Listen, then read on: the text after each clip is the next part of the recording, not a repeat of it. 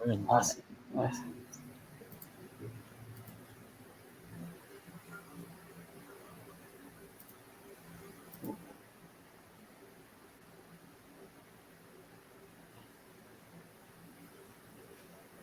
All right.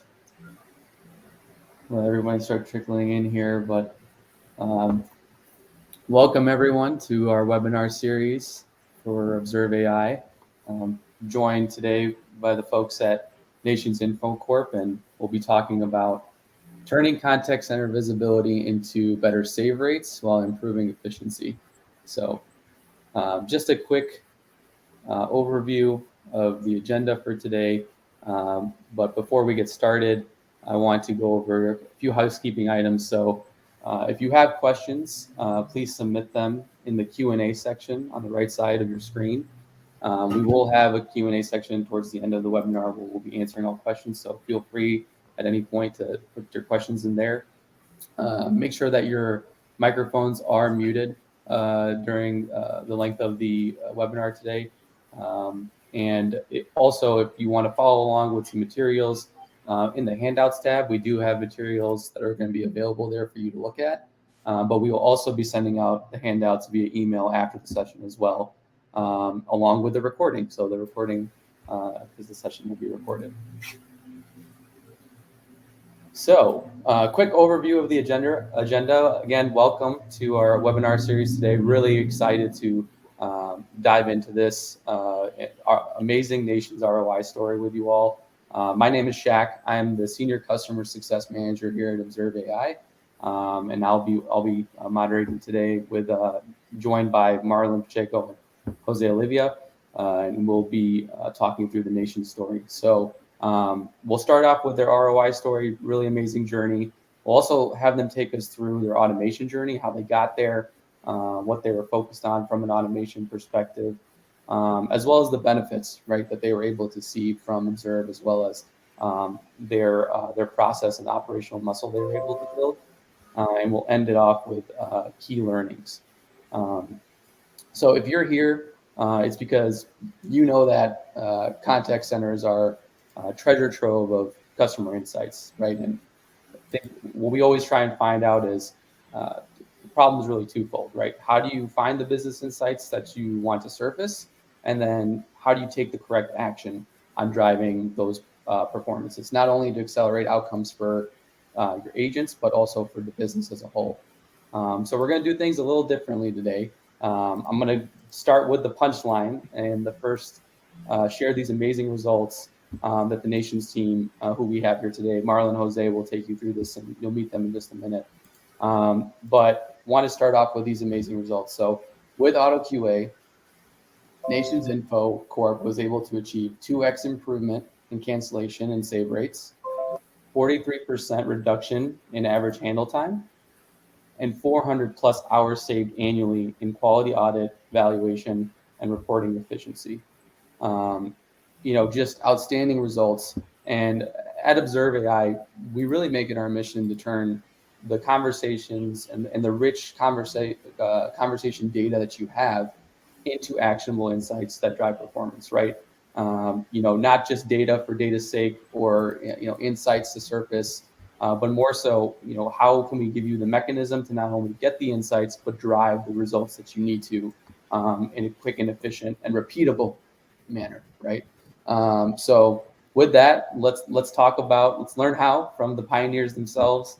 Marlon, Jose, they're going to take us through a little bit about Nations and tell you a little bit about themselves and their amazing journey. They're outstanding humans and really, really strong thought leaders in this space. So we're really lucky to have them today. Marlon, take it away. Sure.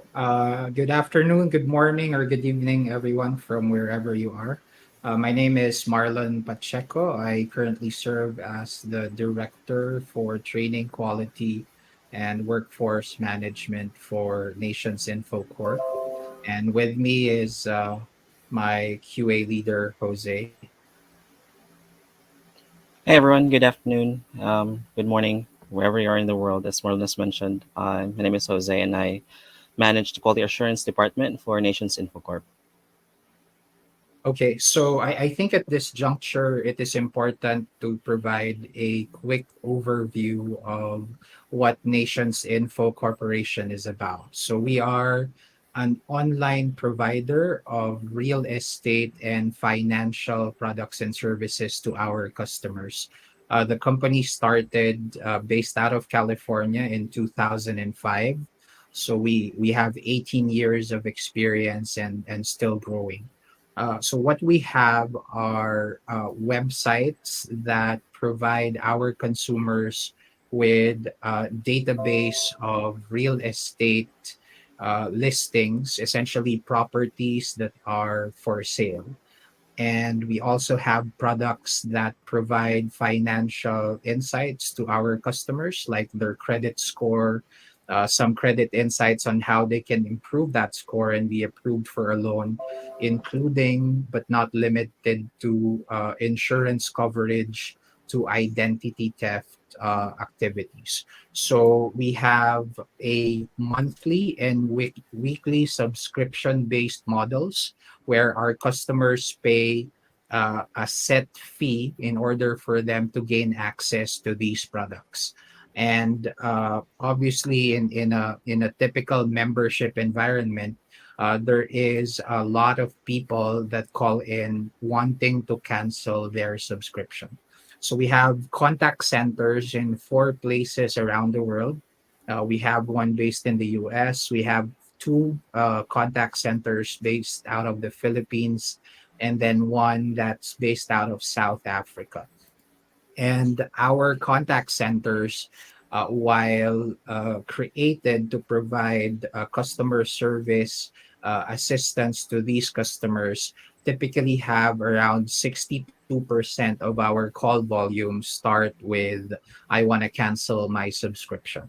So it is the responsibility and the main job of our customer service and retention associates through the use of discounts and freebies, as well as the reiteration of the value proposition of our products to stop these people from canceling their subscription and continue doing business with us by paying the set weekly or subscription fee. Now, let me take you through the initial pain points that Nations Info Corp customer service and retention department had prior to OAI. So, one of the first pain points, which Shaq touched upon initially, was we know what the save rates are, right? We know what the major KPIs are. We know the AHT because like any decent contact center, you have access to the measurement of your main KPIs. The problem is that we don't know what drives them, right? So my bosses will know that our save rate is higher than yesterday, was lower than last month, because we can track them for every 30-minute interval. The problem was answering the question, well, what behaviors correlate to the save rates? And that has been the biggest pain point of our department prior to the arrival of OAI. We knew what the save rates were, but we didn't know what drove them. And in the absence of data that shows us a clear picture of behaviors or agent attributes that drive save rates, then we guess. Maybe it's the paraphrasing part. So let's focus on paraphrasing. Maybe if we mention the offers 3 times in the call before we ask them if they will take the offer, and this resulted into, take this, 24 parameters in our QA form, 24 individual separate parameters, with the hope that if we improve them, then the save rates will also follow. The problem was it wasn't the case, because when Jose and I came into the organization, we saw 6 months worth of passing QA data with fluctuating save rates. So even if our QA scores were at 100% consistently, our save rates were fluctuating between 5%, 13%, and 9%. So this has been the biggest problem. to add insult to injury, assuming that the 24 parameters were indeed the right ones, it is physically impossible for our QA department to get statistically significant data to measure whether our agents are following it. As a matter of fact, when we came into the organization, our QAs are only mandated to measure two evaluations per agent per week. The problem is our agents take anywhere between 200 to 300 calls per day. So as you can see, both the quality and the quantity of the data that the quality team is spewing out is not enough to come up with genuine insights that can predict our save rates, right? And if you don't know what drives your KPI, then we are always at the mercy of chance. And that is the biggest problem that we want to solve. How do we capture to a large extent the correct behaviors that, if tracked and measured and coached on, will result to a predictable save rate performance? And that's where OAI came from. And that's why our company invested in getting the tool of OAI with all its promises. If you can go to the next slide, Shaq, this drive to be predictable, right? We want to make sure that our save rates are attained in a predictable manner. We invested in OAI. Now, immediately, what OAI brought to the table is 100% coverage of our interactions. We have around 16,000 calls every month, and before we were only looking at not even 1% of those interactions to our QA evaluations. With the use of OAI, we were able to capture and record every single one of these 16,000 interactions, be they ghost calls or long calls that we have.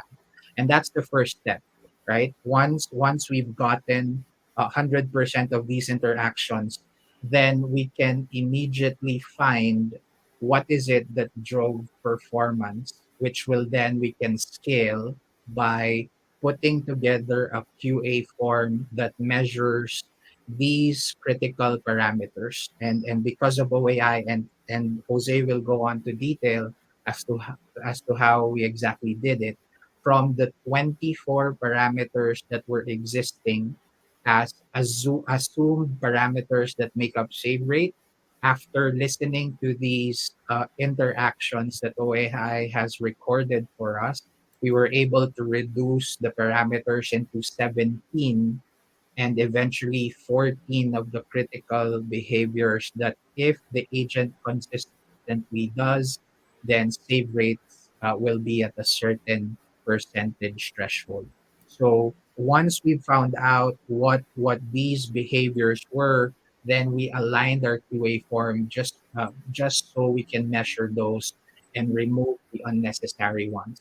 And another advantage of going automated via the help of OAI is that we have data that we can take a look at from different vantage points, right? We are able to slice and dice, go zone in or zoom out of data that's reflected so that it matches the trend that we capture for our save rates.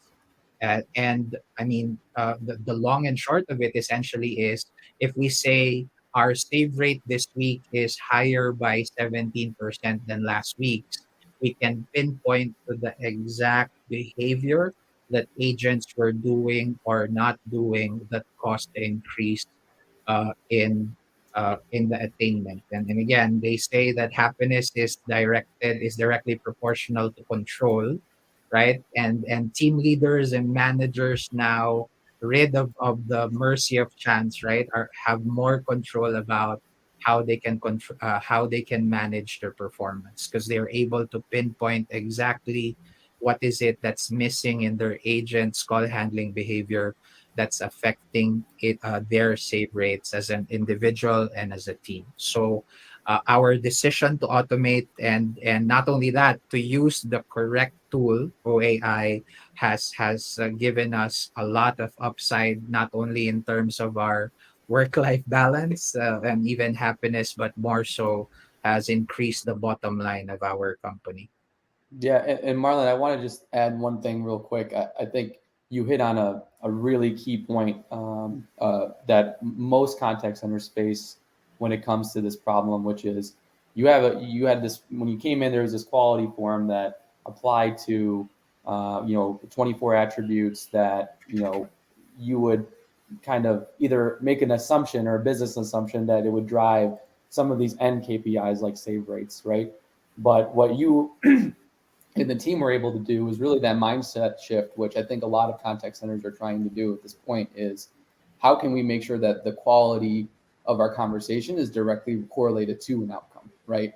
And driving those outcomes, but not just sitting in this silo of, we're in quality and we're doing it to, do audits or to clean up things after, but more so use it as a mechanism and a advantage to get more things, like you said, control your happiness and directly correlate and automate the things that are most important and driving outcomes for your business. So I love that point. I just wanted to reiterate that. All right. Right. So let me take you through an overview of what we did, right? And I'll remove the struggles that we had in order for the entire company and all the other cross-functional groups to agree. But one of the things that we did was to for at least for the first instance, reject the QA form that's already in place. Because I saw data that says for 6 straight months, we were passing and exceeding the quality goal, and yet it didn't correlate with the save rate attainment that we had. So the first thing that Jose and I did was, well, let's take a look at the outliers, right? Are there people in the midst of an operations that's averaging at a 9% save rate who are averaging 11%, 15%, or 18% save rates in the course of 3 successive months? And 3 successive months is critical here because, the trend is a mathematical term that says it requires 3 data points, right? In order for you to ensure that a pattern is there, it has to be met in 3 different and succeeding data points. So, of the 100 agents that we had in the roster, we found 3 individuals that matched the criteria. And again, this is rejecting the QA form that they have used. So we've identified 3 high flyers who were averaging 18, 15, 17%, way above the organization's save rate attainment. Jose and I listened to close to 500 of their calls without any aid of any preset form, and we just listened and jotted down the recurring patterns of behavior that they were able to do. How do they differentiate their first offer from their second offer? Do they say the price first before the feature, or do they say the feature first before the price? What is their response to, I want to cancel my account because I don't need it anymore? How do they transition the explanation from a trial membership to a now monthly recurring one? All of these things we've broken down with the 500 or so calls that we've listened to these 3 agents, because there's something that these 3 individuals are doing that's making them succeed. And when we found those, what we call the secret sauce, right, we scaled them. We created the QA form aligning to these recurring patterns of behavior that we found out. We scaled it and had everyone measured against that criteria. Essentially, what we did was we took the DNA of the top performer and then made it as a requirement for everybody and their uncles. And in a gist, that's how, with the use and the help of OAI, we were able to meet all the things that Shaq talked about in the first slide. But as directors, and I'm pretty sure some of you can relate, there's a movie, Troy, the Brad Pitt one, right? They say war is old men talking and young men dying. In the corporate world, it's directors committing targets to our C-suite executives, and then our managers chasing after the number. So it's very easy for me to talk and expound on what we've achieved.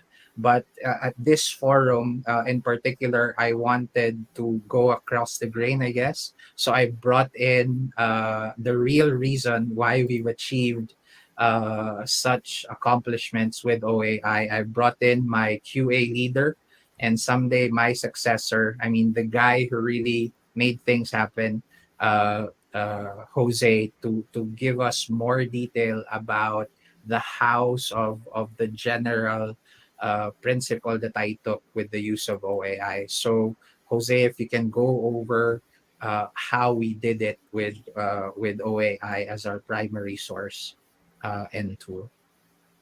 Yes, thank you, Marlon. Basically, you've touched base on the overview of what we exactly did, and that's the gist of it. I'm actually here to take everyone through the journey of making sure that that these moments were successfully utilized and eventually carried over into automation. So let me start over with what we can do with Observe AI. So it's not just a call recording tool. It allows us to basically navigate through specific parts of the conversations between our customers and agents through the use of specific words and phrases. It's one of the few tools that I've come across that has the unique capability of transcribing or converting voice to text, which is, a very good advantage in our department and eventually to other departments as well in the business, because it actually increases the capabilities for it to be easily learned. So with this capability, we leverage that in Marlon has touched base on this again by listening to top tier agents, those who were basically outliers of the normal save rate threshold, and finding out what they were saying in those conversations that made them more successful over the others. So once we have identified those behaviors, we then transform them into phrases that we plugged into moments that we can see and have visibility over compliance to these specific moments. So with that in mind, we then built the quality form to be driven by these moments. So allowing us to basically automate the audits or the evaluations that were manually being done by my QAs.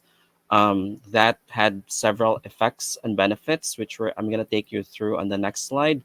So first would actually be the identification of what we call the retention impacting attributes, or RIAs, or the secret sauce at scale. So we actually have visibility over these information and the compliance of our agents to in through the scorecards, through the leaderboards, and eventually the report dashboards. We could also monitor all of the calls in the system because moments can be applied to all of them. It does. We can also restrict it to able to listen to just specific call types based on disposition. It allowed a myriad of possibilities for us to splice and dice these calls to serve our purpose of being able to identify the success, the driving force for the success of our business. And lastly, of course, would be the elevation of our QAs. Instead of just listening into mundane calls, they've been reallocated to do more critical tasks that are more impacting to the business. So on the next slide, it tells us the monitoring of the retention impacting attributes at scale. So we did not manually crunch numbers anymore. Before, when we wanted to get data from Observe AI, we downloaded call recordings to put it into an Excel file and then look at the numbers to see where the performance is going. Instead, we have access to reporting dashboards that does this purpose apart from, as I mentioned earlier, scorecards and leaderboards. Once we have the moments built into that, we can see the compliance of our agents to these specific areas that drive save rate performance. And we can and we are and we have created these dashboards to show us the site level view for our C executives, and then age team level view for our operations managers, for them to be able to identify which teams, are currently are currently driven, are on the right track with performance, and those who need help. And also agent level performance, wherein team leaders can actually see the the compliance of their specific agents to the retention impacting attributes, including calls handled, ghost calls. Basically anything that we plug into Observe AI can be viewed at this vantage point using the reporting dashboards, whether at an overview or at a large scale, or a granular view, or a wide scale view of the site.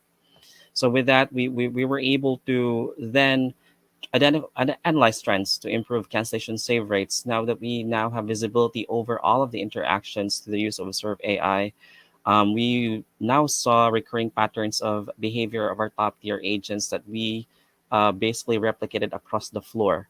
And with that, since we had granular view of the performance of these top tier agents, we were able to cross pollinate that to the rest of the population, helping to improve our save rate from 9 to 18% in just a span of 2 to 3 months. Of course, not it doesn't just involve quality. We are also able to glean insights from the reporting dashboards with the use of our auto QA forms, and the moments in Observe AI to basically um, send over to the training department on initiatives that could further improve the performance, the save rates of our agents. And now, as proof of concept, we have here on this slide, we have two lines of business. We have Credco, which is all about credit monitoring services. We can see here that we a comparison of our save rates from 2021 and 2020 and last year. You can see the trend going up consistently, starting from February up until July, and even up until the end of last year. And with that, of course, with we also saw an uptrend in the um, adherence or compliance to the secret sauce we have identified, or what we called retention impacting attributes. So this also goes true for RE, our real estate line of business. Uh, we definitely proved that compliance to the retention impacting attributes would definitely help our agents improve their save rate performance, as compared to not having a clear uh, direction of where the save rate performance is going. So in the next slide, we also, with the reduction of our handling time by 43%, this was made possible because we, with the identification of the secret sauce, what we knew what the agents would need to say in the agent customer conversations for them to be more successful in retaining these customers. So it's not just about whether you have to build rapport with the customer to improve your save rate. You have to paraphrase every time the customer tells you their reason for cancellation, or you have to repeat the offers as many times as possible. So with those fluffy areas removed, we were able to build a script that focuses more on the delivery of what's critical, what's important in the conversation, to ensure that our agents are making those retention more successful. And that is basically being able to deliver offers or discounts to customers who want to cancel their service, adding value, features, and benefits to help understand the customer how important it is in keeping the service. And lastly, of course, would be the price difference, would how much the customer is going to be saving. With those key areas built into the script, our agents have a guidance, have a guide, have a straightforward path into handling cancellation call types, which is again around 62% of our call volume. And from 580 seconds, we were successfully able to reduce our HT to 330 seconds, or by 43%. Hey, That's Jose, I had yes. one question here, because this is like tremendous, and I think everyone in the contact center space is always thinking about this metric, right? Average handle time, and how much of an impact it can have. And when they see a 43% reduction, I think a lot of people tend to go to, well, are we sacrificing quality or are we focused on the right stuff, right? So can Yes. you talk a little bit about that and how you and Marlon and because of the auto QA data, the vast amount of data that you had, and the 100% of agent interactions, you were able to address that when you came to this. Right. Thank you, Shaq. Definitely. Of course, we didn't sacrifice any of the quality. Even we even strengthened that. With auto QA, it basically does the mundane for us. So instead of looking at whether the agent adhered to the call flow, whether the agent adhered to delivering the opening script, so we were able to see that through the use of auto QA. So with moments driving auto QA, it basically showed us that the agents are still adhering to the call flow, and what we focused on rather would be looking at the adherence of these agents to the retention impacting attributes. Now that we have those two separated with AutoQA generating the insights on adherence to the fluffy areas, then we had our QAs focus more on our agents adhering to the key aspects that would drive them to better save rate performance. And that's basically how we were able to reduce the HT by 43%. Right. Shaq, would it surprise you that we never tackled AHT as a primary Yes, that was metric a when we were refreshing doing this? byproduct. It is a refreshing byproduct of our identification of our secret sauce. So to give it, I mean, greenbelt projects usually focus on AHT because it really is the easiest to improve. The problem is you can't take from Paul and not give to John, or however that idiomatic expression is. So when we found out that of the 24 perceived important parameters that drove save rates, there's only 14. And agents started seeing that. We found out based on our study of top performers that paraphrasing the reason for the customer's cancellation is not a critical element of saving. That whether you present the same offer 3 times or 4 times does not increase your save rate when you just present it twice in a clear manner. Wow. So once they saw that even if you remove the fluff, you still get save rates, then the HT consequently just went down while our save rates uh, started to go up. I guess the thing here is HT is a refreshing byproduct of improving how you call handle. Although I'm not blanketly saying that you shouldn't work on AHT as an individual metric alone, but AHT reduction is a result of efficiency and call handling. So take a look at how you can optimize how you present offers, and you do that by borrowing and cross-pollinating what our top performers are doing, and AHT will follow its natural course. So again, AHT was never a direct project that we said let's also reduce AHT in the process. It was a consequence of finding out the trivial but very important few that if you consistently do in your offers, then you get the save rates. If that provides a clearer answer to the question. Yeah, I love that. And I love the thought around, it's just driving more focus in the right areas, right? I think that's a really powerful piece, and things that contact center leaders want to incorporate. And you even touched on this, Jose, right? Where because you have the automation and you're focused on these key areas, you can have your QAs focus on really driving the right behaviors, but then also finding some of this new stuff, right? The new secret sauce, and focusing on really driving advanced behavior. So I love that. Yep, which actually also takes us to the next slide, Shaq. That is the point of discussion on the next one. We now, since we now have AutoQA driving the evaluations, we were able to substantially increase our coverage when it comes to the calls.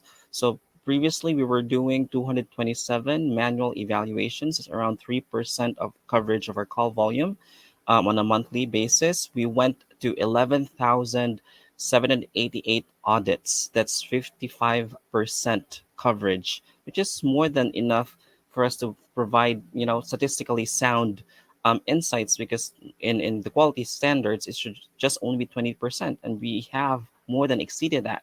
So the insights that we glean from the results of these evaluations were more credible, that led us to improve the performance on the floor. Now let me just, if you could indulge me into the process, the nitty-gritty process of going into these, enabling the auto QA evaluations. It wasn't as simple as activating it through the system. It involved a process that we had to ensure that we have a degree of confidence that we can really say that this is something that would really benefit us. So the first thing that we did was actually make a comparison, listening into a series of calls or a number of calls wherein our QAs did it manually using the form, and comparing that to the results given by Observe.AI.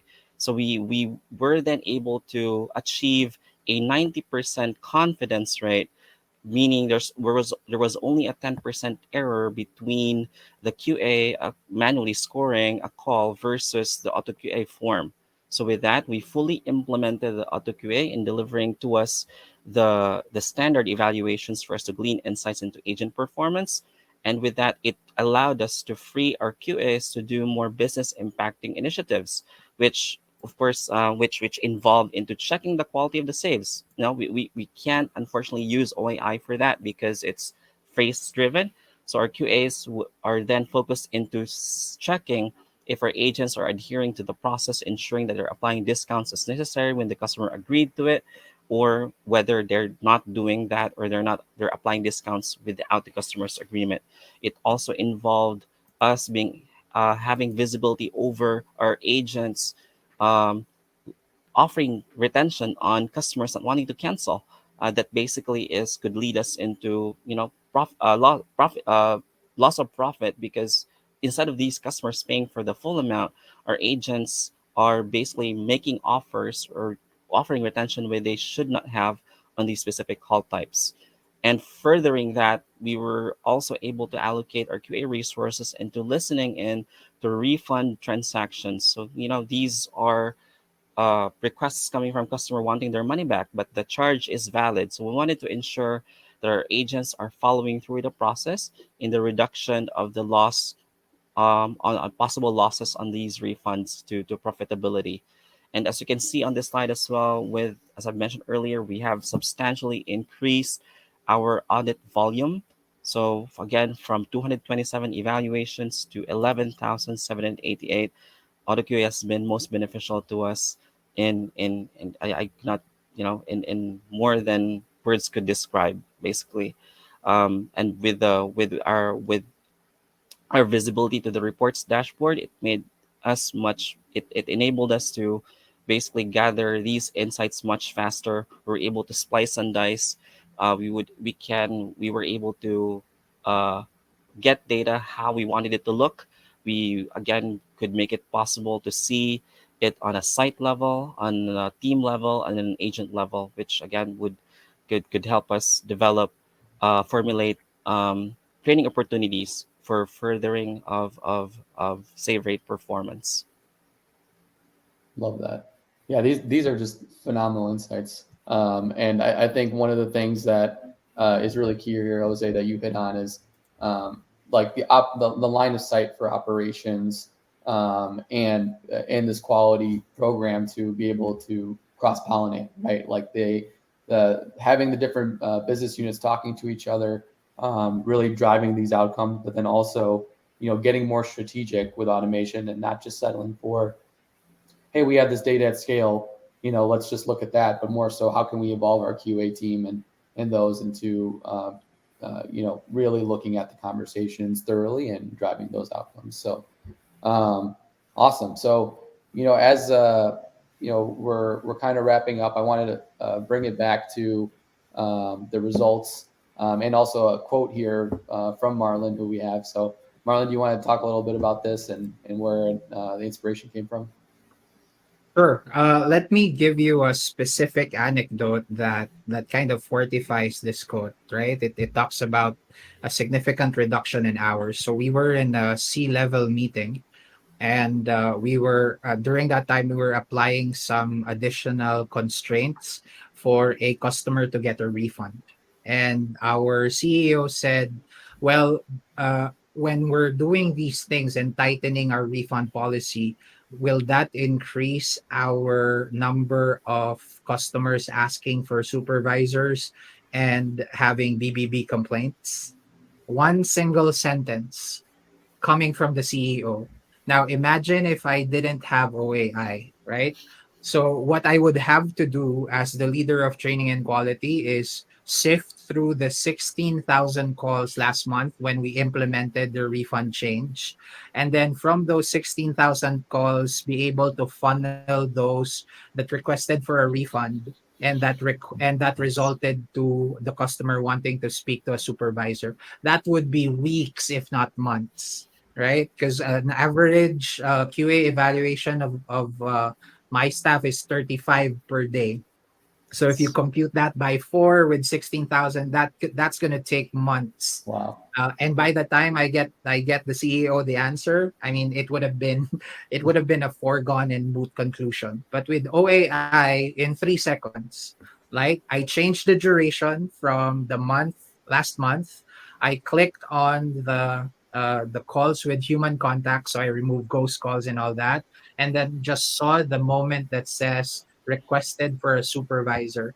And in 3 seconds, I said to our CEO, we had 320 customers who were requesting refund who asked for a supervisor last month, which is still lower than the 500 that asked for a supervisor, whether it's refund or not, last the previous month. And that's how OAI is, right? They say effectiveness is power, and power is knowing what's happening and acting accordingly. With Observe AI, you know what's happening almost at an instant, and with the correct information, knowing what's happening, you're able to immediately and with confidence course correct or sustain whatever action is driving your performance, whether upward or downward. So that's where the quote come from. It's not something that you say, like business speak, because this has a lot of examples in reality. Actually, if I can extend the analogy, he says, oh, you know that, okay, how many requested for a refund last month? I can also get you that number, right? In three Mic seconds drop. or less, because of how OAI has segregated and has curated essentially the essential elements that we are looking for. We are able to give data that makes our C-suite executives decide on things, and those decisions are usually the right ones because they're based on insights of over a large number of call samples. Wow. Yeah, that's I will pause for effect, I yeah. guess. That's a mic drop moment in my opinion. That's no other context needed. That was beautifully said and a wonderful example. Just this, I think hearing that paired with everything that Jose just went over and how you really built the process, these results just mean so much more, right? It impacts and you kind of see, all right, we're save rates. We really looked at top performers. We were able to dig in there and explain that out. The reduction in AHT was just a product of being more focused on outcomes, and also with automation, you're able to see all this efficiency come into play through auto QA, and then also, kind of having cross collaboration within your organization. So love that, and amazing quote and amazing example too. Cool. I think the last piece, or one of the last pieces here is, we talked through a lot, and I think Jose, you and Marlon both went through a lot of different iterations. You had some different conversations with different leaders in the business. So would love to kind of get what your key learnings were through this process, and what you considered in the midst for somebody else and probably going through a similar journey in contact center operations, or just trying to run their quality program and evolve it. Right. There are a lot of learnings, but I wanted to distill them into these three. I think in order for OAI to show its full capability, and it has a lot, it should have executive sponsorship. One of the things that our CEO and our COO immediately made as a decision is to appoint myself and Jose as the architects of OAI in the company. So that means they have bestowed upon a certain number of individuals the challenge and the project to make sure that OAI is integrated across all our cross-functional groups, which I think is necessary because if you work in a siloed environment, I mean, if you give this to training, they'll just use it to have new hires listen to calls. If you give this to just QAs, they'll just use it as an evaluation platform rather than an Excel file. If you give this to a team leader, then they'll just use it as a coaching form. Because the view is siloed, and I think one of the key learnings that made OAI such an instrumental tool for our success is that we understood that in order for it to work, every single one of our departments should focus on the same thing, and our ship should sail in the same direction. So I think that's the first learning. It has to be executive endorsed. It has to be the single most definitive factor that every single department looks at in order for the company to truly leverage what OAI can do. Number two, garbage in, garbage out, right? The quality of what OAI can give is only reflective of what you want it to look for, right? Yes. I mean, search and rescue dogs supposedly had 1,000% more sense in the nose, but they start with a reference of what to smell for, right? And I think that's also key. I mean, OAI alone will not solve your problems. It has to be inculcated with the expertise of you, the leaders on the business that you run. So find out what the secret sauce is, and once you find that out, then let OAI run loose and not the other way around. Because again, OAI is a value neutral tool. It will give you all the success that you will get from it if it is tempered with the expertise of our leaders in understanding how their business works. And then lastly, again, to quote from a movie, I think it's Crimson Tide. So that kind of says my age, right? Unqualified belief in the unified chain of command was something that Gene Hackman, I think the character of Gene Hackman said in in Nations Info Corporation. If you ask the COO, right, the founding one of the founders of NIC, can you locate this call with OAI ID and find out how many moments are there, he will be able to. I know that because the COO requested for access and we went through 2 hours with him going through that. But if you also ask the new hire who's just been trained 2 days into the company, he will also know what that is. So OAI is integrated in all of our performance enabling and performance improving activities. So if agents want to listen to their calls, they will be able to. Agents use the leaderboard to find out where they are in terms of compliance to the RIAs. So everybody speaks the same language. And I guess stripped to its bare essentials, if you want OAI to do what it has done in NIC, then it has to have full integration into the daily business as usual. That's what we've done. And so far, it has never steered us wrong. So that's the key learning that I want to encourage our fellow adapters to take a look at, right? And we put our money where our mouth is. We've just extended our contract with OAI because we continue to see the value that it brings to the table, and I'm pretty sure it will do the same for yours if you only temper it with the expertise that you have on your business. That's I think that's the memorized speech, Shaq and Yeah, that's teammates. well executed. Well executed. No, that's phenomenal. unreal learnings. I think he hit on some really, really good points. And again, Jose, Marlon, both of you looked at, from my experience, especially like, thought leaders in the space, and what you're doing is truly incredible. Um, so with that, we wrap up an incredible nation story. A lot of learnings from the three insights and their experiences. And now you can kind of all see how these can be incorporated, and hopefully have some insight into the different ways that they were able to incorporate it with Observe. Um, we are in our Q&A section now. I see we do Yes. have a couple of Interesting. questions that have come through. Um, First question coming from Sophia. What percent of scripting versus freestyle do your agents do? And did you notice any trends? Jose, do you want to take that or I can? I I you could take it first. I have our experience in the last 2 months towards the year is actually quite relevant to this question. Okay. So first off, did we have verbatim statements that we shoved into our agents' throats?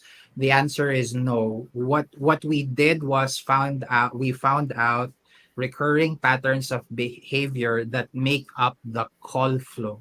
So we wanted agents to fix the call flow, but how they executed the call flow through the scripting that they used is still up to them if that satisfies the definition of freestyle. Let me Style. give you an example, right? So here are the recurring patterns of behavior that we measured. Number one, you in order for you to limit the irate customer reaction to hearing an offer when they already said they want to cancel, we found out that uh, the top performers intersperse their validation of the customer's account to asking why the customer wants to cancel, right? And then the account summary. So that is a top performer behavior that we wanted them to follow, which means customer says, I want to cancel my account because you guys are not doing what you said you did, yada, yada, yada, right? And all other permutations and levels of irateness. How we made sure that we can present an offer after the irate statement is to ensure that whatever it is that they said, you always respond with an account summary. So that means, oh, okay, I understand your point. I have pulled up your account. I do see here that, and then that attaches to your first offer. So we're controlling the call flow, not necessarily how the agent explains it. Another one, we found out that there should be a space between the first offer from the second offer.